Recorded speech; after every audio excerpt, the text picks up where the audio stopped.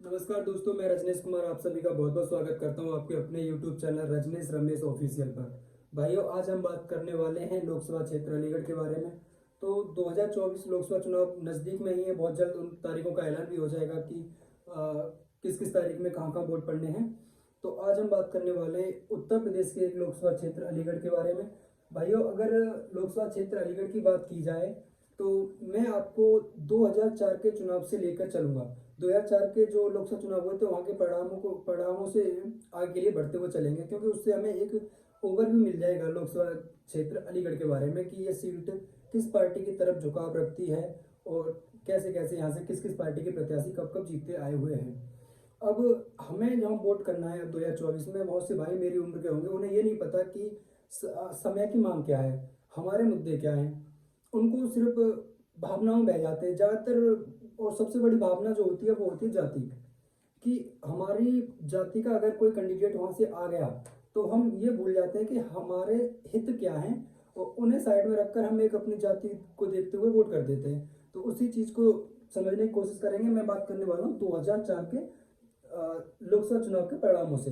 तो 2004 की बात की जाए तो 2004 में जब लोकसभा चुनाव हुए थे तो चौधरी विजेंद्र सिंह, कांग्रेस प्रत्याशी चौधरी विजेंद्र सिंह ने यहाँ से जीत दर्ज की थी। उनके पक्ष में लगभग 1,87,042 वोट पड़े और लगभग 26% मत उनके पक्ष में पड़े और वो यहाँ से विजयी हुए।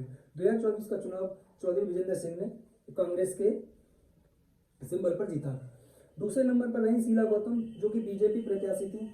भाइयों, अगर मैं शीला गौतम के बारे में थोड़ा सा बताना चाहूँ तो शीला गौतम 2004 के चुनाव से पहले, 2004 में उनको हार मिल गई, लेकिन 2004 के चुनाव से पहले 1991 में, 1996 में, 1998 में, 1999 लगातार 4 बार इन्होंने बीजेपी के सिंबल पर जीत दर्ज की। तीसरे नंबर पर रहते हैं ठाकुर जयवीर सिंह, जो कि बीएसपी के चुनाव चिन्ह पर यहाँ से अपने चुनाव मैदान में थे। उनको 1,59,941 मत मिलते हैं और लगभग 25% मत उनके पक्ष में पड़ता है और तीसरे स्थान पर रहते हैं। यही बात मैं शीला गौतम की करूँ तो भाई इन्हें भी लगभग 26% मत मिलता है और ये दूसरे पायदान पर रहती हैं। अगर मैं 2024 के चुनाव को अगर मैं थोड़ा सा और आपको बताना चाहूँ तो आप एक चीज़ देखेंगे कि यहाँ इन्हें 25% मत मिला, इन्हें लगभग 26% मत मिला और इन्हें 26.38% मत मिला। यानी ये कहीं ना कहीं जो मुकाबला था 2004 वाला, वो त्रिकोणीय मुकाबला था। बहुत ही कांटे की टक्कर हुई तीनों प्रत्याशियों में, लेकिन यहाँ किस्मत ने साथ दिया चौधरी विजेंद्र सिंह जी का और वो यहाँ से 2004 में चुनाव जीते कांग्रेस के सिंबल पर। अब बात करते हैं 2009 के चुनाव की। 2009 के लोकसभा चुनाव में राजकुमारी चौहान, जो कि बीएसपी की उम्मीदवार थी, उन्होंने यहाँ से जीत दर्ज की। उनके पक्ष में 1,93,444 वोट पड़े, जो कि लगभग 28% मत उनके पक्ष में पड़े। दूसरे नंबर पर है जफर आलम, जो कि समाजवादी पार्टी के कैंडिडेट थे और उनके पक्ष में वोट पड़े 1,76,887, लगभग 25.5% मत इनके पक्ष में पड़ा। तीसरे नंबर पर रहते हैं चौधरी विजेंद्र सिंह, जो कि कांग्रेस के प्रत्याशी थे और उनके पक्ष में लगभग 1,65,776 मत पड़ते हैं और लगभग 24% मत इनके पक्ष में पड़ा। तो अगर इस चुनाव को भी देखेंगे तो कहीं ना कहीं 28, 25.5 और 24 ये भी लगभग त्रिकोणीय मामला रहा। अब बात करते हैं 2014 की। 2014 से अगर आप थोड़ा सा राजनीति में एक्टिव है तो देखेंगे 2014 के बाद एक बीजेपी की हवा चली है, तो उसमें उसका असर यहाँ भी देखने को मिला। अगर 2014 के चुनावों के परिणामों की बात की जाए तो यहाँ से बीजेपी के उम्मीदवार थे सतीश गौतम ने यहाँ से जीत दर्ज की और उन्हें वोट मिले 5,14,622 वोट प्राप्त कर उन्होंने जीत दर्ज की। लगभग 48% मत उनके पक्ष में पड़ा। दूसरे नंबर पर है बीएसपी उम्मीदवार अरविंद सिंह को 2,27,886 वोट पड़े, लगभग 21.5% मत इनके पक्ष में पड़ा। और तीसरे नंबर पर रहते हैं जफर आलम, जो कि समाजवादी पार्टी के उम्मीदवार थे और उन्हें मत मिलते हैं 2,26,284 और लगभग 21% मत इनके पाले में पड़ा। तो 2014 के चुनाव में सतीश गौतम जी की जीत होती है और एक भारी भरकम जीत होती है, जो कि 2014 में जो हवा चली थी बीजेपी का, उसका असर इन परिणामों में देखने को मिल रहा है। क्योंकि कहीं ना कहीं इन दोनों कैंडिडेट को भी जोड़ दिया जाए तब भी इन दोनों कैंडिडेट के जो वोट और जो परसेंटेज है उसे जोड़ने के बाद भी वो विजयी दिख रहे हैं। आइए दोस्तों आगे बात करते हैं 2019 के लोकसभा चुनाव परिणामों की। तो 2019 के लोकसभा चुनाव में एक बार पुनः बीजेपी सिंबल से चुनाव मैदान में थे सतीश गौतम, जो कि लगातार दूसरी बार जीत दर्ज करते हैं और उन्हें लगभग 6,56,215 मत मिले। लगभग 56% मत उनके पाले में पड़ा। दूसरे नंबर पर रहते हैं अजीत वालियान। 2019 में समाजवादी और बहुजन बहुजन समाजवादी पार्टी का एक गठबंधन था और गठबंधन प्रत्याशी थे अजीत वालियान। बीएसपी के सिंबल पर ये चुनाव मैदान में थे और 4,26,954 वोट इनके पक्ष में पड़ते हैं और लगभग 37% मत इनके पक्ष में पड़ता है और ये दूसरे नंबर पर रहते हैं। तीसरे नंबर पर रहते हैं चौधरी विजेंद्र सिंह, जो कि कांग्रेस प्रत्याशी थे। 50,880 मत इनके पक्ष में पड़ता है, लगभग 4-4.5% मत इनके पक्ष में पड़ता है। अब बात करें 2024 के चुनाव की। 2024 के लोकसभा चुनाव की बात की जाए अलीगढ़ लोकसभा सीट के कैंडिडेटों की, तो इंडिया अलायंस के दो उम्मीदवार हो सकते हैं यहाँ से। एक है चौधरी विजेंद्र सिंह और दूसरे हैं जफर आलम, क्योंकि लोकसभा अलीगढ़ की जो सीट है वो इंडिया अलायंस जो हुआ है कांग्रेस और समाजवादी पार्टी के बीच में, उसमें ये लोकसभा सीट अलीगढ़ समाजवादी पार्टी के हिस्से में आई है। तो जो चौधरी विजेंद्र सिंह ये 2022 के जो विधानसभा चुनाव हुए थे यूपी में, उसी समय समाजवादी पार्टी में आ गए थे। तो ये दोनों ही समाजवादी पार्टी में है अभी, जफर आलम और विजेंद्र सिंह।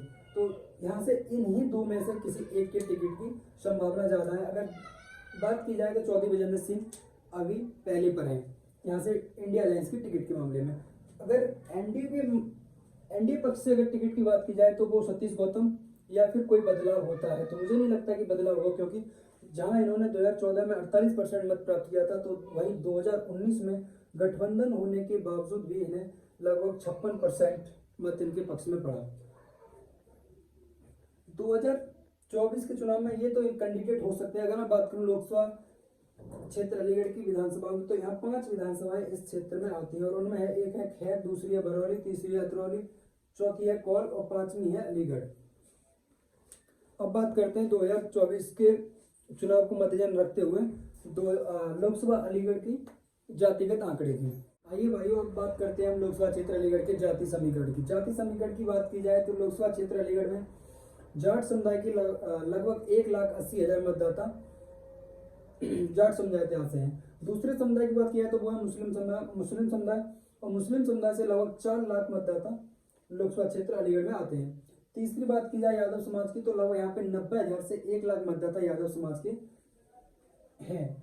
चौथे समाज की बात करूं तो चौथा समाज है बघेल समाज। बघेल समाज के यहाँ लगभग 70 से 80,000 मतदाता लोकसभा क्षेत्र अलीगढ़ के अंतर्गत आते हैं। पांचवा समाज है कोली समाज। कोली समाज के लगभग 40 से 45,000 मतदाता लोकसभा क्षेत्र अलीगढ़ में आते हैं। छठे समाज की बात की जाए तो छठा समाज है ब्राह्मण समाज और ब्राह्मण समाज के लगभग 2,30,000 मतदाता लोकसभा क्षेत्र अलीगढ़ में निवास करते हैं। सातवें समाज की बात की जाए तो सातवां समाज है वैश्य समाज और वैश्य समाज के लगभग 2,15,000 मतदाता लोकसभा क्षेत्र अलीगढ़ के अंतर्गत आते हैं। आठवें समाज की बात की जाए तो आठवां समाज है ठाकुर समाज और ठाकुर समाज के लगभग 1.5 लाख मतदाता लोकसभा क्षेत्र अलीगढ़ के अंतर्गत आते हैं। नौवीं समाज की बात करता हूँ, नौवां समाज है लोधी समाज और लोधी समाज के लगभग 1,30,000 मतदाता लोकसभा क्षेत्र अलीगढ़ के अंतर्गत आते हैं। 10वां समाज है एससी समाज। एससी समाज के लगभग 2,10,000 मतदाता एससी समुदाय के लोकसभा क्षेत्र अलीगढ़ के अंतर्गत आते हैं। बाकी अन्य जो छोटी छोटी संख्या में बहुत सारी जातियां लोकसभा क्षेत्र अलीगढ़ के अंतर्गत निवास करती हैं। अब बात की जाए ये जाति गणित जो है किस पार्टी की तरफ इसका किस तरह से पलड़ा भारी है। अगर मैं बात करूं यादव और मुस्लिम की, तो समाजवादी पार्टी का कोर वोट बैंक है। समाजवादी पार्टी का कोर वोट बैंक है यादव और मुस्लिम, जो कि लगभग 4 लाख मतदाता मुस्लिम समाज से हैं यहाँ पर और 90,000 से 1 लाख मतदाता यादव समाज के लोकसभा क्षेत्र अलीगढ़ में हैं।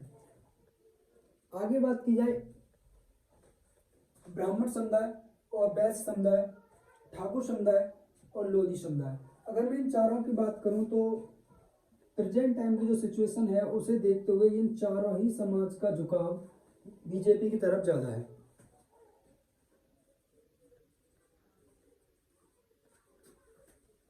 अब आती है इन समाज के बीच की बात। तो मैंने अभी आपसे जिक्र किया कि 2022 के विधानसभा चुनाव के आसपास चौधरी विजेंद्र सिंह ने समाजवादी पार्टी से सत्ता ग्रहण की और वो समाजवादी पार्टी के हो चुके हैं अब। और उनका लोकसभा क्षेत्र अलीगढ़ से 2024 में चुनाव लड़ने का नाम जो है वो पहले स्थान पर चल रहा है। अगर यहाँ से समाजवादी पार्टी कैंडिडेट होते हैं चौधरी विजेंद्र सिंह, तो अगर समाजवादी पार्टी चौधरी विजेंद्र सिंह पे यहाँ से दाव खेलती है 2024 में, तो मैं ये मानूंगा कि जो ये जाट समाज है इसका जो कुल मत पड़ेगा उसका 60% समाजवादी पार्टी के पक्ष में रहेगा, क्योंकि इस समुदाय का जो झुकाव है वो भी बीजेपी की तरफ ज़्यादा है। जाट समुदाय का भी झुकाव बीजेपी की तरफ ज़्यादा है, लेकिन जब किसी समाज का कैंडिडेट वहाँ से आता है तो उस समाज का झुकाव अपनी जाति को देखते हुए उस कैंडिडेट की तरफ हो जाता है। तो मैं ये तो नहीं कहूँगा कि 70-80% जाट समाज का मत वोट चौधरी विजेंद्र सिंह के पाले में जाएगा, लेकिन हाँ इतना कह सकता हूँ कि 60% के आसपास जो कुल मत पड़ेगा उसका 60% के आसपास चौधरी विजेंद्र सिंह के खाते में जाने की उम्मीद रहेगी। अब मैं बात करता हूँ बघेल समाज की। तो जो समाज है हमारी बघेल समाज, अगर मैं बघेल समाज की बात करूं तो जिला अलीगढ़ की समाजवादी पार्टी की जिला अध्यक्ष हैं लक्ष्मी धनखड़, जो कि स्वयं इसी ही बघेल समुदाय से आती है। तो मेरा ये मानना है कि अगर जिला अध्यक्ष के पद पर रहते हुए लक्ष्मी धनखड़ ने अगर थोड़ी सी अच्छे से मेहनत की तो इस समाज का जो कुल मत पड़ेगा उसका कहीं 60 से 70%, जो इस समाज का कुल मत पड़ेगा उसका 60 से 70% मत समाजवादी पार्टी के कैंडिडेट को या समाजवादी पार्टी को मिलने की संभावना रहेगी। तो लोकसभा क्षेत्र अलीगढ़ की बात की जाए तो लोकसभा क्षेत्र अलीगढ़ हमेशा से ही बीजेपी का गढ़ माना जाता है और है भी, क्योंकि इसमें कोई दो राय नहीं है। लगभग 4 बार यहाँ से शीला गौतम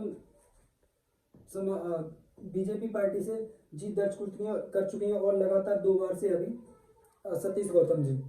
तो अभी देखना दिलचस्प होगा कि यहाँ से कौन उम्मीदवार मैदान में आता है और चीज़ें वैसे वैसे आगे बढ़ेंगी। अगर ये अभी की सिचुएशन की बात की जाए तो अभी मैं इस सीट को 50-50 रखूंगा, क्योंकि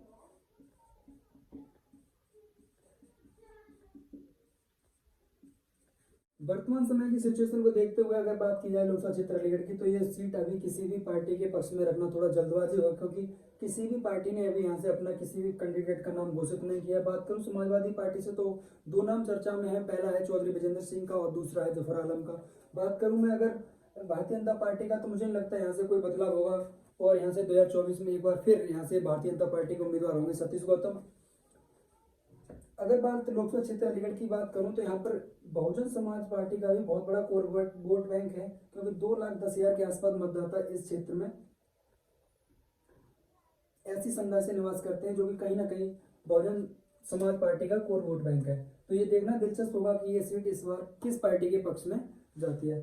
तो भाइयों, अगर आपको मेरे द्वारा जुटाई गई ये जानकारी अच्छी लगी हो तो एक बार हमारे channel Rajneesh Ramesh official YouTube channel को सब्सक्राइब करें, लाइक करें, कमेंट करें और एक अपना प्यारा सा कमेंट जरूर दें कि जो मैंने जानकारी आपको दी वो आपको लगी कैसी।